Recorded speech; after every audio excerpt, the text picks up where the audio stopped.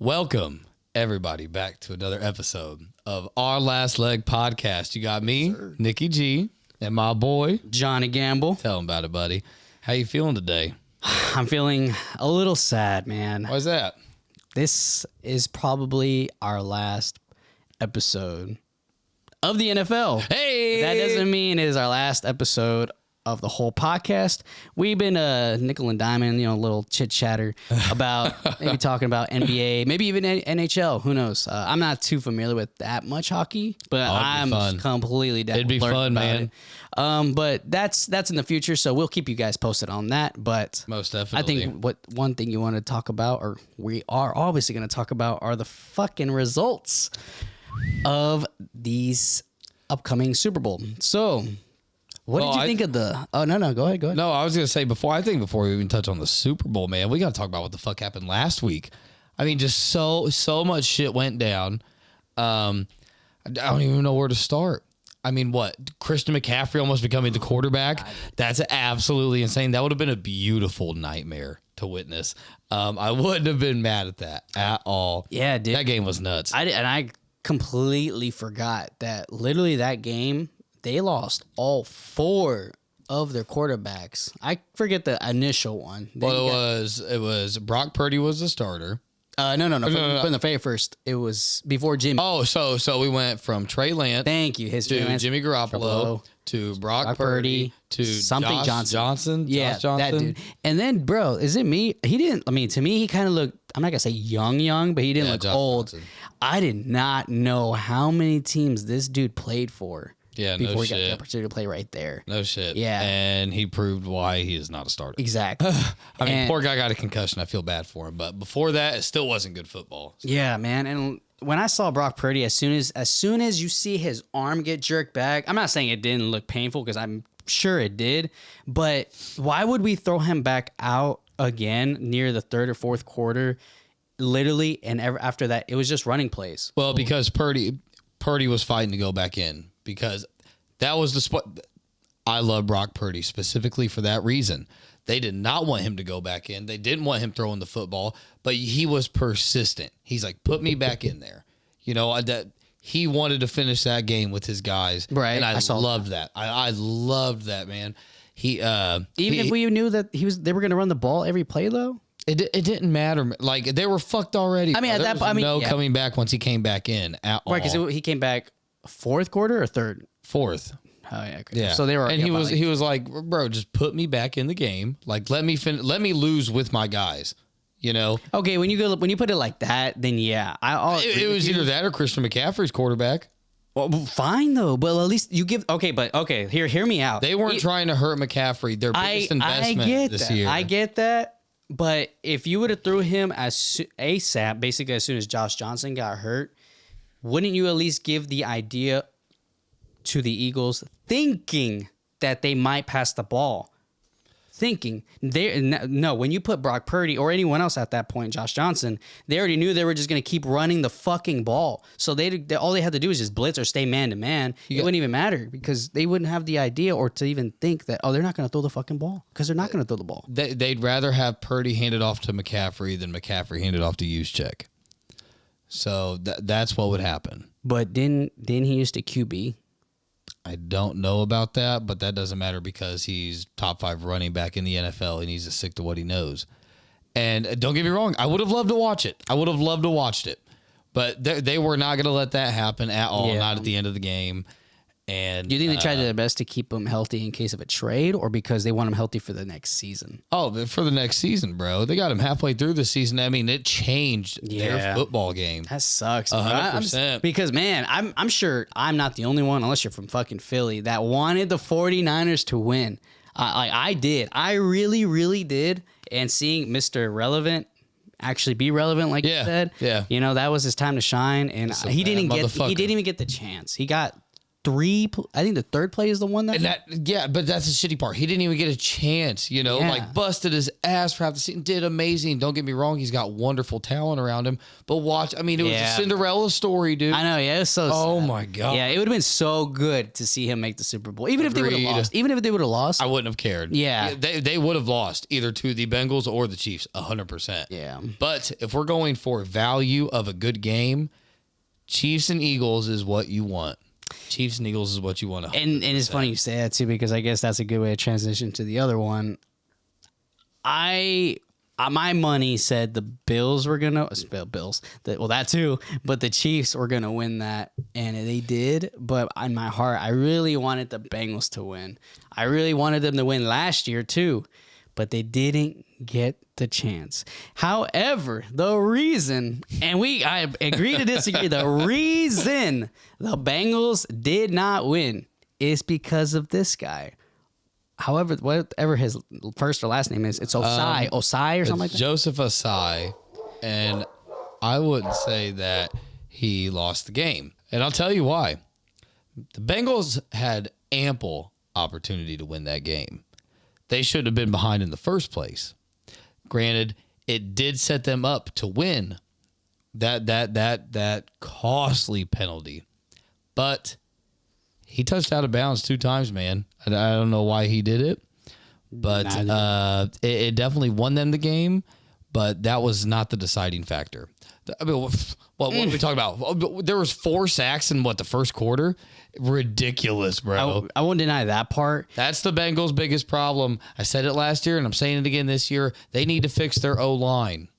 Yeah, I'll agree with you throughout the whole Aaron season. Donald ate Burrow up in the fucking bowl last year, man. Yeah. I just have a thought of that. I like you say it's not a deciding play, but to me, I think otherwise.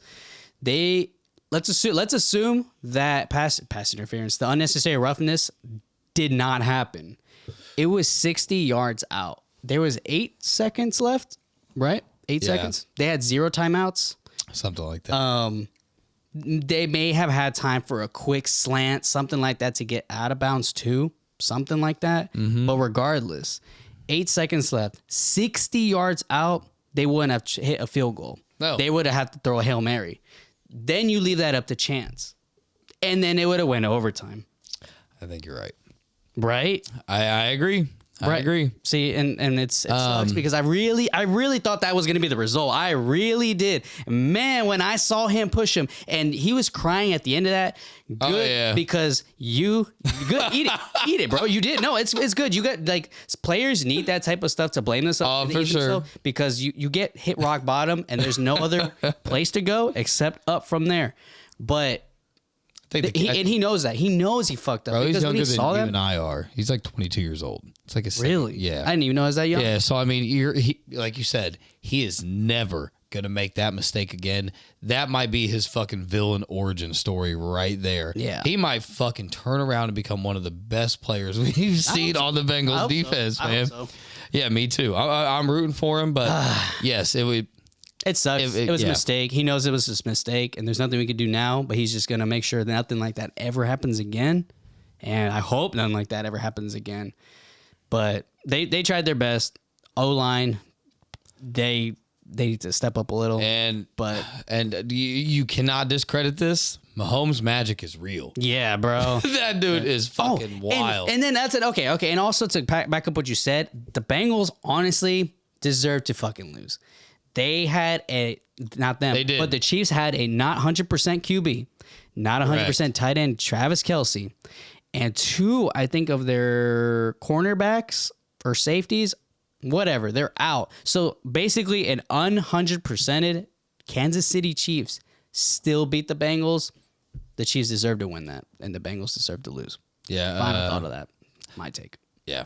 I couldn't agree more. Man, this is going to be such a good fucking game. This is Mahomes' 3rd appearance in the last 6 years. I know. This is the first 6 years of his career, and this is his 3rd time there.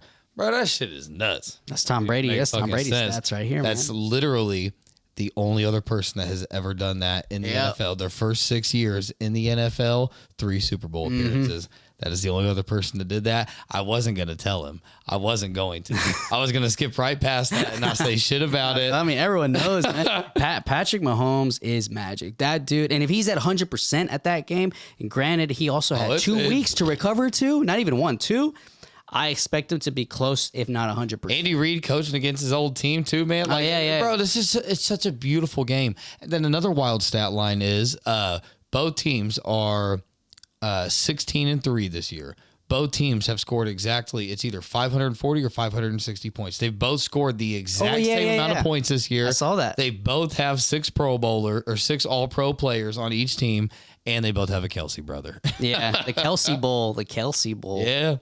But, yeah. Well, we dive on into it, baby, because I'm excited. We've got the Eagles sitting at -1.5 favorites, and the over-under at 50.5. Both tough. I think the key to winning this game for both teams, if the Eagles get off to a good early start, like they have been in all of their games that should have been closer, but they weren't. If they pulled away in all of those games, if they continue to do that, I think they're going to be able to do something decent.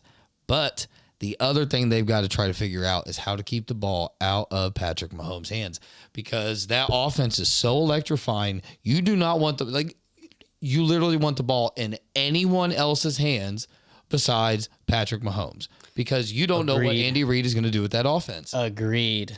And that, like, man. I guess Eagles, like you're saying, if the Eagles really pull off and take off just the way they have been every start of the game, usually, this is going to be of an offensive game. I don't think it's going to be too much defensive. And if it is defensive, it's going to be coming from the Eagles. I don't see the Kansas City Chiefs stopping them. I'm not betting the money line nor the spread. But if you put a gun to my head, I'm going to throw it all on the Eagles. My man. The Eagles have been proving themselves from the beginning of this season. Yes. And throughout the entire playoffs.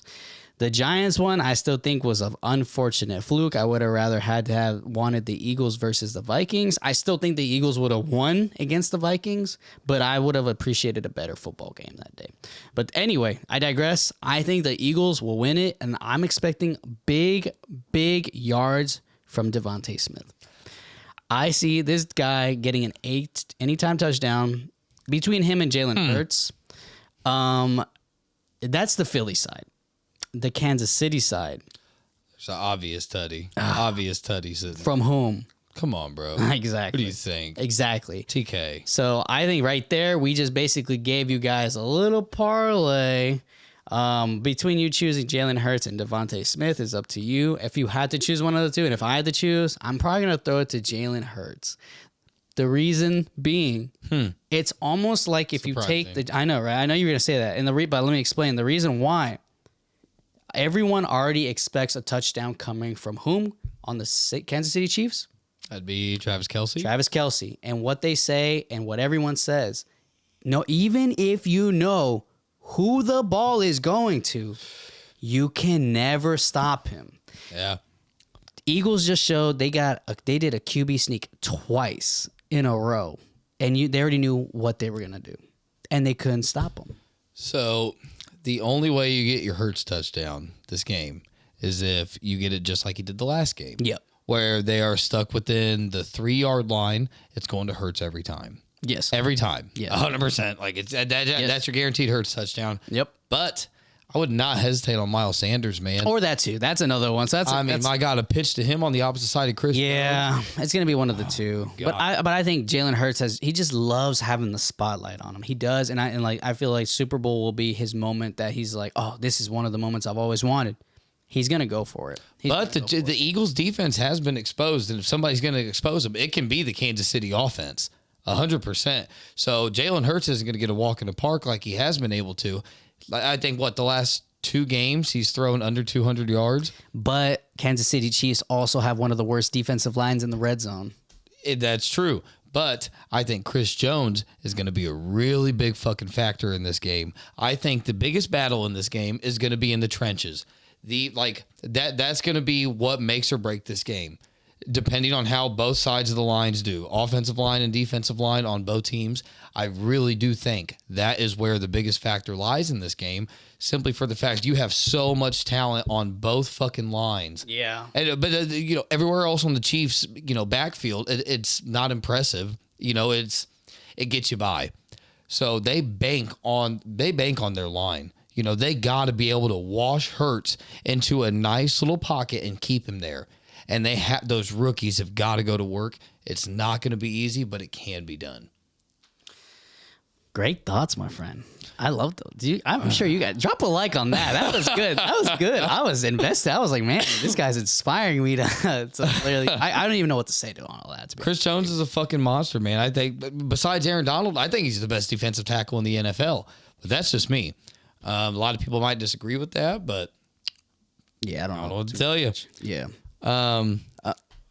God, I don't even know where else to go with this game, man. The Eagles are just so well rounded. Yeah, it's not going to be easy for the Chiefs. It's not going to be easy for the Chiefs? No. Okay. Then yeah, because it's not. And I guess the more I say that, I'm starting to like the spread on the Eagles. But still not going to do it. But I like the anytime touchdown stuff that we said. If we at least 100% we agree on Travis Kelce. Yeah. It could go to anyone really on Philly, but if it's going to go to anyone on the Kansas City Chiefs, it's going to be Travis Kelce. I think that leads me to my same game parlay. Let's hear it, brother. I got it, baby. I got you. Get ready. Go ahead and get your DraftKings opened up because that's betting through. Or FanDuel. Travis Kelce anytime touchdown. Come on. Give me that one. Give me Travis Kelce over 64.5. This dude, he's always open in the middle of the field. Yep. Give it to him. Yep. Come on. Then give me easy locks to follow that. Chiefs over 16.5. Eagles over 16.5. That's at plus 185. So if you do that on DraftKings and you do your boost, that takes you over 200. So I'm betting a few units on that one. I'm going to take that exact same parlay, though, and I'm going to add one more leg to it. I'm going to add Miles Sanders in there, anytime touchdown. That takes you to plus 425 before a boost. And I'm just going to do 2 units on this. So I'm telling you guys this right now. This is the last NFL game of the year. It is. You're going to be so fucking sad in 3 weeks when you're like, God damn, I got to bet on the NBA. Just bet the last game. Enjoy it. You don't get this shit back until August. Come on now. Yeah, and if you do, there are promos. DraftKings, yes, FanDuel. plenty everywhere. Yep. For sure. He's the DraftKings guru right here. I'm usually on FanDuel more, but hey, FanDuel's throwing a no sweat bet. I'm sure DraftKings will probably come up with something the day of, if not already. I'm probably going to play both sports books just for the fact that, the fucking promos on all of them are unreal. Yeah, and they're going to be a ton that week or even the day of or the day before. So keep a lookout on that. As far as a same game parlay, I can just throw it one right together. I would throw the Travis Kelce touchdown for sure. I like his yards. You said 64 on FanDuel. It's kind of different, but I could definitely see him getting 50 or 60 yards. Give me Devontae Smith for 40 yards.